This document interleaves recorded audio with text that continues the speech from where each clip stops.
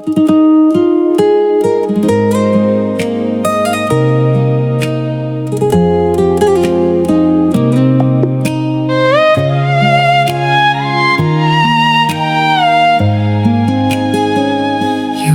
ប់ស្ងាត់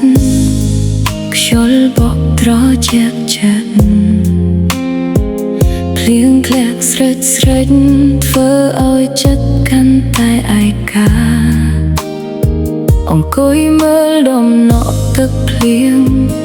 ហើយនឹករឿងយើងពីមុន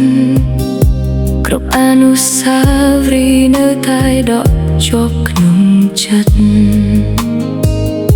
មិនដឹងអូននៅទីណាកំពុងនឹកបងដូចបងនឹកអូនដែរឬទេសំឡេងភ្លៀងដូចជាសួរថាស្នេហ៍យើងនឹងវិលមកវិញបានទេយប់នេះភ្លៀងធ្លាក់តិចចិនទឹកភ្នែកបងក៏ហូរតិចដែរព្រោះតែនឹកអូននឹកគ្រាធ្លាប់កាន់ដៃនឹកស្នាមញញឹមដែលមិនអាចរកបានទៀតបើភ្លៀងអាចនាំសារទៅសូមប្រាប់អូនថាបងនៅតែចាំ